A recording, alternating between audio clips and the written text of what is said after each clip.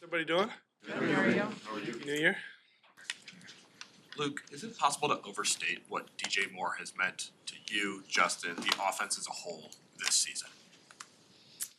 I think we're obviously grateful to have him. I think he's come in here and set a really cool standard of like work ethic and mentality, and what kind of teammate you hope everybody in the room is, and you're setting a culture, and he's definitely a culture driver. I guess I'm agreeing with what your point is in the sense of we're really appreciative of not just the player. He is obviously the player is going to help you win games, but the man that he is has been really cool to help make this place a better place. Does having a player like that expand your capabilities of what you can call as an OC? I mean, yeah, sure. I mean, it's like anything, experience, football IQ, all that stuff lets you, be as flexible as you can, and that's my time in the NFL. That's what I've found to be like the secret sauce is the flexibility of players and how much they can do, how many different things they can do to put stress on the defense, right? And that's as many different things that can look the same but end up being different. That's you end up having some success that way, and DJ allows us to do that. Understanding there's one more game, we won't have the opportunity to speak with you next week. How do you reflect on these two seasons in this role for you and what you've been able to do, both yourself individually and as an offense as a whole? I mean, that's obviously a pretty intense question. One that you do after the season when you were able to take some time and reflect. And I think at the end of last year, we felt like we were doing a lot of really good things. Our processes were good. Our people were good.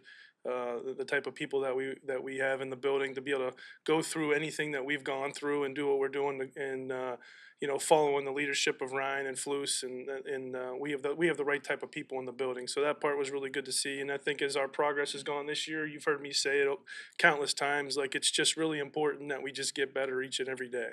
And I feel like no matter what it looks like sometimes to the outside world, when you're inside and you're diving deep, you really know if it is or isn't. And I think the guys in the room, they all feel it, they know it, they're excited about what's to come, and I think we can say that we have continued to do that. When you said you know what it is or isn't, what is it then? I'm saying I guess what I'm saying by that is just if the outside world sees a play and they think that the play didn't work, or if they think a player didn't do what he was supposed to do, what was real or what wasn't real is all I was meaning by that, in the sense of you have to keep it what it is, and you have to make sure you evaluate every single part of everything, right? And that's what we do on a daily basis. Back in the spring, there was obviously optimism for what Darnell Wright could be. Getting to game 17, he's missed 5 snaps all year. What have you seen both on game day that tells you elite NFL potential there, and then what have you seen in terms of a rookie year investment and understanding what it is to be a starting tackle for Yeah, again, the veterans have done a really good job in this building to guide people like Darnell, his work habits, his structure of his schedule, all that stuff. Like, you can see a guy becoming a pro. His work ethic on the football field is outstanding. His mentality, like, the guy's a competitor. Like, it doesn't matter what we're doing. The guy wants to compete. He wants to win. And I think, you put all that together, you give yourself a chance, and then you match it with his athleticism and power. Now you have the potential to have a pretty special player. And credit to Simo and Steck and those guys, getting him where he is now. But, we're really excited about where he can go. And then, it'll be up to him how far he wants to take this thing. How would you assess how the strides that Cole Kmet has gotten? He was obviously a good player before this year, but it seems like he just took his game to the next level. Yeah, no, I think that's, I've said that about Cole in the sense of there's tight ends that are really good at some things and not so good at the other things. I think Cole's one of those, those guys that are really good at a lot of things. And so I think that's what makes him so special. And he's continuing to improve his game in all the different areas. The flexibility that you get with Cole to be in the run game, protection game, and pass game is really special. And the leadership part of it's been really cool for him as well. To have Mercedes in the room now after some of the other guys that he's had in that room, he's had a pretty cool experience with different types of guys that have come through that room, and he's taken all that in, and he's the pro's pro. He comes to work every single day. he works his butt off, and he's a tough guy, you know, and all that stuff. So he's the type of guy you want to, you know, continue to build your culture around. Do you think this offense is trending the right way? And I'm asking this after you scored 37 points. I realize this, but what about it leads you to think that? Yeah, and honestly, I wouldn't even look at it like that as far as points. I really don't try to do that. You know, you want to look at your execution. You want to make sure that you're doing things that are fundamentally sound, or your players' fundamentals where they're supposed to be. Are you giving yourself a chance in every situation? And there's areas we got to improve on, and there's areas we're doing well. And I think as long as we continue to get better at those things and start to, you know, continue to eliminate the things that we're not doing so well or that we need to get a little bit better at, that's the track, right? The points, you know, make it look better, but the wins are what we're trying to get. And you have to win games a bunch of different ways in this league. It's not always, you know, what Baltimore and Miami had last week. That's like whatever. You dream of that for every game, but that's not realistic in this game. When you're going to Lambeau Field, like, you know, you're going in for a grimy game. Luke, sorry to nitpick on a game where you scored 37 points, but I'm just curious, why do you have a Tyler Scott, like a 185-pound wide receiver, pushing Fields on that push play? He's undefeated. He made sure we knew that. When Right. he's pushing, he's undefeated. So maybe we do need to do more. That is true. I'm just curious. Most teams, you know, they usually load up with like a tight end or something. What's the philosophy behind that? And you know, just curious about it. Yeah, there's two parts of it, right? Well, one he has you know, the situation that we're in, he's has the most training in it, and then second part of it is you're trying to get on the ball as fast as you possibly can, so you keep your formation simplistic as you can, and what personnel you're in and all that stuff like that. So usually the position that he's in, he sometimes is in a little guy position and sometimes he's in a big guy position. So sometimes he falls into that role. But yeah, he made sure he let me know the other day that you know I'm undefeated in this role, so you can make sure you let me know. Would you rather have a fullback or a? Just depends who's on the field. That's what I'm saying. So you're jumping on the ball in that situation. You don't, you know, are you in 11 personnel? Are you in 01 personnel? Are you in 12? Are you in 21? So, yeah, ideally you would, but then at the same time, the bigger you get, the bigger they get too. So that part of it is something you think about too. What's the coaching point on Justin called it an almost great play, the one where he dropped it. It looked like he was tracking it perfectly placed ball. Was there something he could have done differently there? Yeah, I think he did a really nice job of keeping his angle thin away from the post players. That was really cool. He won with speed, like we talked about all week.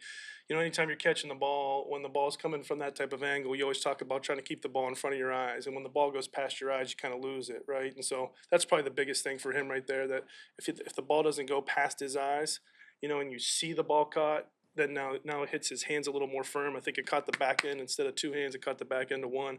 And then whenever the contact happened, I think then that's when, you know, he didn't have control of it. So, but close, and you know, he's had a couple of those opportunities, and so when he starts making those things, I think he's gonna be ready to take off. Luke, I know you're looking at the Packers, but if you can just kind of big picture assess Braxton Jones year two, and what that's looked like from your standpoint. Yeah, no, he's been. You talk about like personality differences from year one to year two. Play. No, I know, but I guess that's been reflective in his play. I think here's a guy who, you know, he got here, you know, was kind of quiet, you know, didn't run off the ball, wasn't real physical, but then he got this confidence about him last year and started believing in his game, and that showed up this year. I mean, you see the way he runs off the rock. I mean, he got called for a false start in the game. That's because he was anticipating the snap count, and maybe Lucas was just a tick late with it. That wasn't like a false start because he's ready to go. He's ready to go. Like, he's ready to run. You know, we talked about it a couple weeks ago in Cleveland when we were using him to get out on the perimeter, and he's burying a DB. Like, all that stuff has just been really cool to see him grow and have that mentality. He's a super smart guy, so he can handle a lot. But the mentality part of it has been really the coolest part about his game and the way his game is translating. When you look at this matchup Sunday, the volume of zone that Green Bay plays, what are the biggest challenges for Justin in kind of navigating that world this week? Would it be a different setup than a week ago? Yeah, that's the big thing that they do. They have an elite front, right? And so you have this elite front that makes you not be able to hold the ball very long, and then you have these zone defenders that their eyes are on you and play into your game. So that's what they play into. And then like the the few number of explosives that these guys give up too. So like you're not getting behind them. So you got to be detailed. You got to be in time. Timing and rhythm is critical when you play zone defenses like this. And then the rest of the guys have to be on too, right? Violent to the tuck, drop step, getting vertical, all that stuff. Making sure we have good ball security, because that's what when you play these teams that have the vision to the ball, they're going to be, the contact's going to happen right away. This is the time of year where people start wondering what next year's gonna look like. What about your partnership with Justin leads you to think that it's good going forward in terms of getting the offense to where you want it to be? The going forward part, that's like, again, that's something that's bigger than where we're at right now, because we're thinking about Green Bay, right? We're all in that mindset. We have a great relationship. We work really well together. He inspires me on a daily with his mentality, his focus, his faith, all that stuff. So we have a really good relationship, and I think Justin's future is super bright. Luke, you've said all season that it's a 17-game process, not a 1-game process. Now that we're kind of at the end of that road, how do you assess the process you guys have had from week 1 to now, and what's gone right, what's gone wrong? Yeah, no, I think it's been a fun journey, right? We've experienced a lot of different things, but the coolest part about it is the foundation that Flus has set within our entire organization. We all lean on that. That is our foundation, and we all fall back to that every time that there's any type of challenge. I think everybody has fallen back to that, and we stick together. And the coolest part is that anytime there was any type of adversity, this team just kept getting closer and closer together. And I think that's been a huge key to where we're able to continue to grow and go where we want to go and be sustainable. Thank you. Great, thank you guys. Afternoon, everyone. How's everyone? I'm outstanding. I just wanted, first of all, start off by saying I really appreciate all of you in this room. Obviously, this is the last press conference that I have to do for the year. So it's our last one of the year. So I just want to say genuinely appreciate you guys. A lot of admiration and respect for what you do, and what you do to cover our team, and what you do to make sure our fans and our players have every opportunity to not only hear what we think as coaches, but also our players can hear each other talk about each other and how much love they have for one another.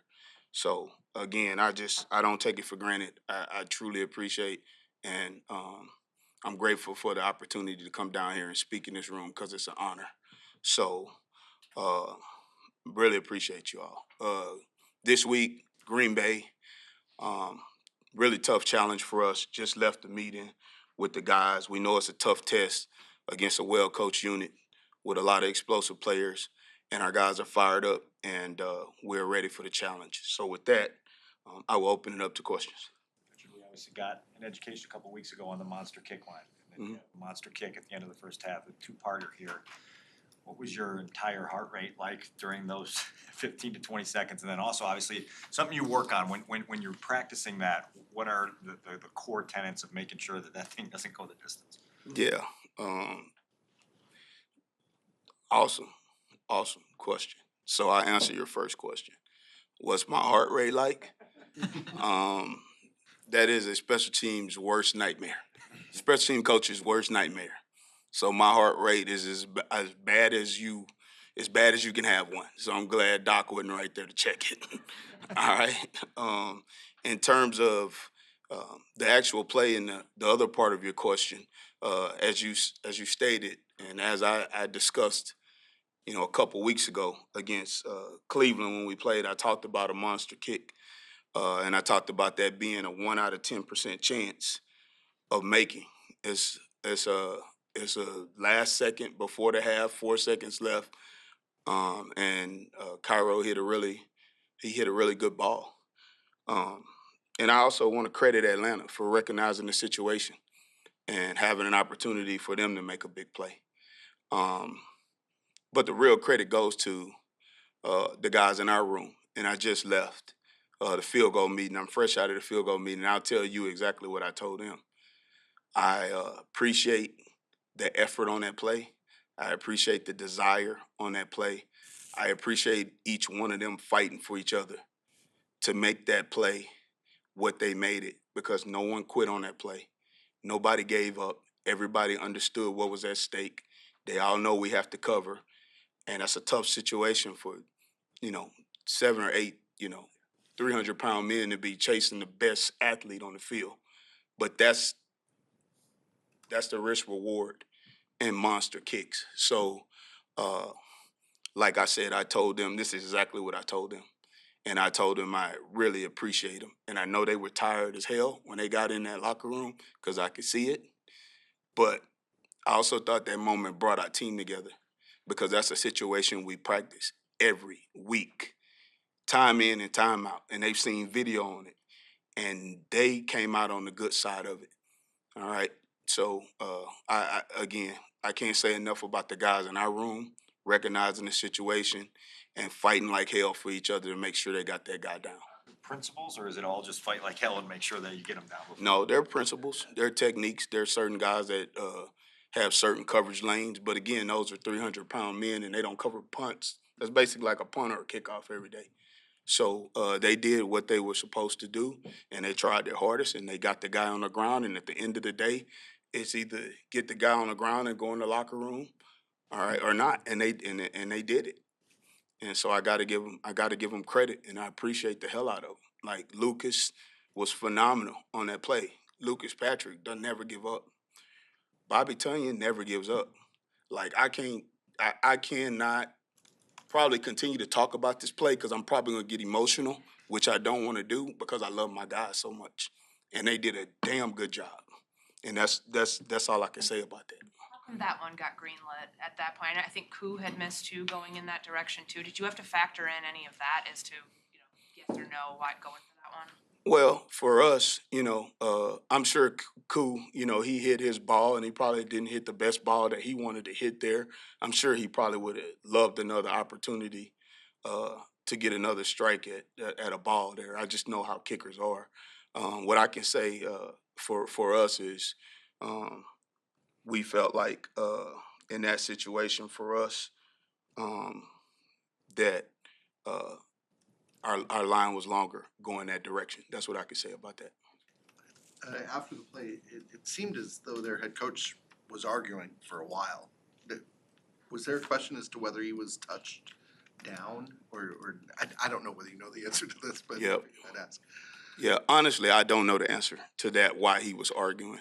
So, that's what coaches do. They argue for calls. So, I know Arthur, and Arthur's a good dude. So I know Arthur was trying to help his team. So When you watched the replay, at what moment did you think, oh no, this thing may go? And in real time, was there a moment where you sat there and went, oh, uh-oh? yeah, when he made the cut back to the left. So when he started to the right, I thought we had a chance to get him down pretty good. Felt good about it. But then once he reversed fields, that's when I felt, like Dan was asking. That's when my heart rate run up. Richard, were you surprised you didn't see Cordell Patterson back there returning that? Yeah, I was surprised. I didn't see him back there. That's a great question, Nick. I'm glad he wasn't back there. And I'm really glad Devin's not playing anymore. Because nobody could tackle him when he was back there. The decision to use Trenton on kickoffs, you haven't used him all year. What went into that? What could you say about his performance in the gate for 8 with touchbacks? Yeah, what I say about Trent Gills, what a phenomenal job. And I appreciate the question, Kevin. What a phenomenal job by that kid to come in and not kicking off all year and to eliminate an elite returner the way he did. 8 kickoffs, 8 touchbacks, moved the ball around. And like I said in the past, like we always have a plan every game to use both kickers. It just happened so Trent was just hitting the ball, so Trent kept rocking and rolling. But we can use both at any time, and we like both in that situation. So you guys can expect to see Cairo or Trent this week. Richard, like you said, it's the last time we're gonna speak to you. So as you look back on the season with Trenton in particular, he's last in the NFL in net punting. So I know there's a lot of factors to go to that. So when you evaluate his season, how much of that is on him needing to get better, or the situation he's been put in the return unit? How do you evaluate his season? Yeah, I don't really evaluate seasons till after the season. So, but I understand why you're asking the question because you maybe we can talk about that again offline after the season. I'd be willing to do that if they allow me to do that. But I still got another game to go, and he's had two really strong games, really outstanding games. He's actually received Player of the Game from our head coach in both the last games. So he's trending in the right direction right now, and it's all about making players better. Obviously, he would like to have played a little bit better earlier in the season, and he'll tell you that because he said that. But I am encouraged about the direction he's going, and it's all about resilience. It's not what happened to you that counts. It's how you respond. And I think I think the world's seeing how our team has responded to adversity, and the culture that Coach Flus has created and Ryan have created here is outstanding, and it's fun to be a part of. Obviously, Overton's played a lot of football. Flus told us yesterday things at least look like they're trending in the right direction with Patrick. How do you go about, I guess, the process of having him here in practice this week, knowing that he may not be the one snapping the ball, that Scales could be back? Yeah. The main thing with that is that Matt has played a lot of ball in his career, 10 plus, years, played a lot of football. We're hopeful uh, with Scales. Scales has been phenomenal all year. But those guys got work yesterday. Matt did, and Trent did, and Cairo, and they feel really good about where Matt is. And it's a challenge to get, different snappers work and stuff like that within a season. I believe. I want to say the year we went to the Super Bowl in 2019, I think I had 3 snappers in 1 year. So this is just 2. So it's just part of the job, and we'll get it. We'll get it. We'll get it done regardless of what happens. Either way it goes, I'm excited for the challenge. What do you see on tape from Jordan Love? Really effective passer. I think he's got 30 touchdowns this year. Ball's coming out on time. Does a really good job moving in the pocket. Really distributes the ball well to his receivers and the backs. He's been really good. You're obviously aware of the year and how many twists and turns and turbulence there was within it. When you see where this team has emerged going into week 18, what are your takeaways in terms of why this team wasn't derailed and now is finishing the year the way it is? Yeah, I think it speaks to the leadership from the head coach to the general manager to the leaders on the team. Just to stay the course, trust the process, and it's a resilient group. And I think everybody's proud of what we've accomplished to where we started to where we're at now. A couple of Pro Bowl guys on your defense. I found out last night. What have those 2 guys meant for you guys as a whole? Yeah, I think Montez and Jalen, just obviously the rush and cover part we always talk about. And those guys have been really impactful for us. And not just them. It's the other guys too, TJ, Tremaine, Billings, D. Walk, Justin Jones. I mean, there's been a lot of good play from our unit. The safeties, Jaquan, Eddie. So, those 2 guys have been highlighted and deservingly so. But I also think there's been a lot of good play amongst the other guys too. Along those lines, did TJ Edwards get snubbed? I'll say this: if I had to go into a game, I would pick TJ. I'd pick our 2 guys. I think we have 2 of the better linebackers in the league. TJ's put up really good numbers. Although I'll say this: it's a competitive league, and there's a lot of good linebackers. So, his numbers are obviously pretty impressive this year. What he's been able to do with the interceptions and the amount of tackles he's had in the TFLs. Hasn't missed a game. He's been productive every game he's been in. I think TJ's had a heck of a year, but like I said, it is a competitive league, and there's only so many spots, and unfortunately he didn't get it. But I'll say this: there's no 2 other guys I'd rather go into a game with than our 2 guys. They've replaced a lot of production from a year ago to what that linebacker group looked like. Is there something about their makeup, like the balance between the 2 of them, that's allowed Tremaine and TJ to be so effective in keeping that unit together? Yeah, you could kind of see it from when they got here, just how competitive they are, and you could see it from OTAs to training camp, just how they attack the day. Every day, this is going back from April and May when we first all got together for the off season. It's been pretty consistent throughout the whole season. Just their love and passion to play the game, and I think it carries over to Sunday. How they prepare really affects how they play on Sunday, and the way they prepare is unbelievable.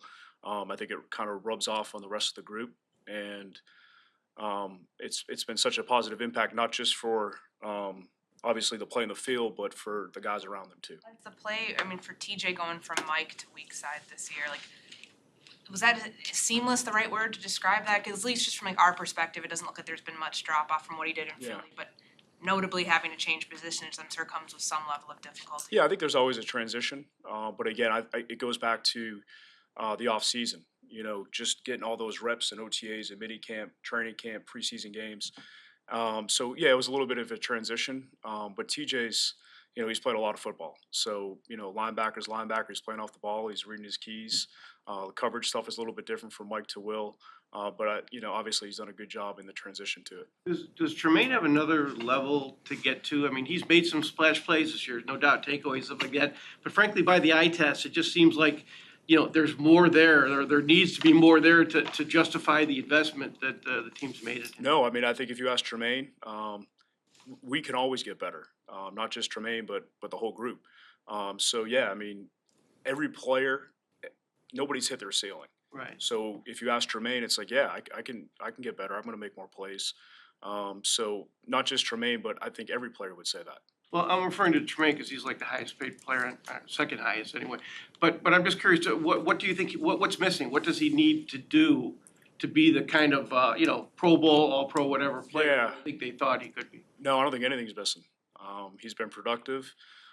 He's made plays in the ball. So I don't think there's anything missing in terms of his play. I just think him, like every other player, you know, just the basic fundamentals of football, not blocking for him, but tackling, taking the ball away, they can all get better. So, I mean, Tremaine's been, you know, everything and more than what we wanted. I mean, he's been a heck of a player for us.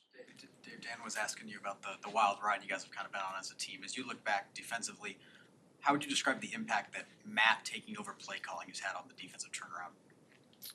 Yeah, no, it's been great having him back in that role. Obviously, for me, being with him those years in Indianapolis, you know, he does a great job with getting the guys prepared.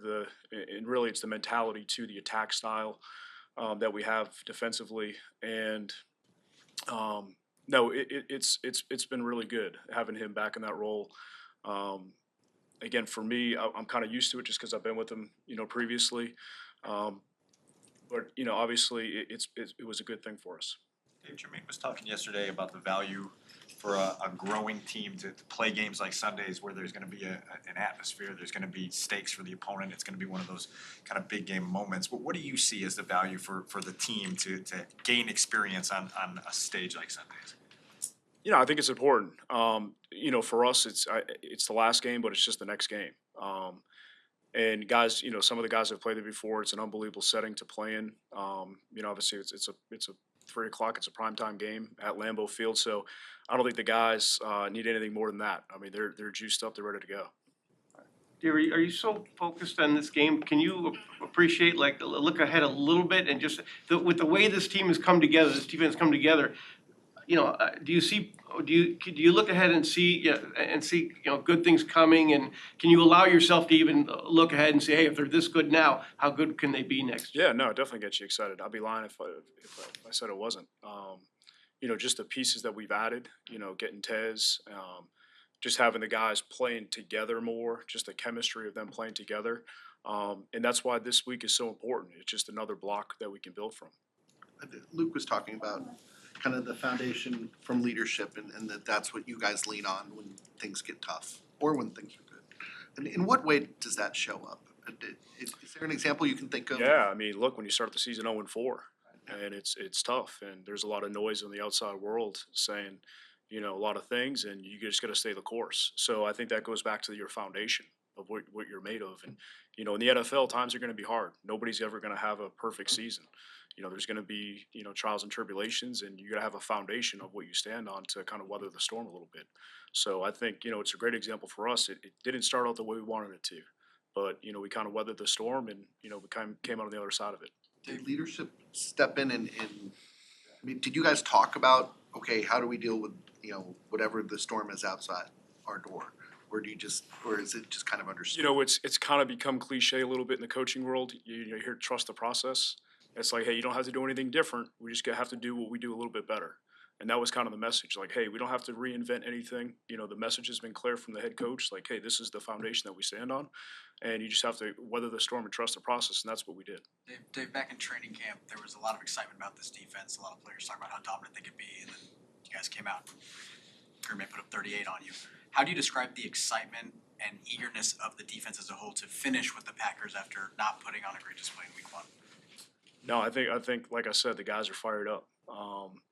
And then obviously you go back and look at that tape because that's who we're playing this week, and it seems like, man, years ago, and we feel like we're a completely different defense now, and we're excited to go out there and put it on display.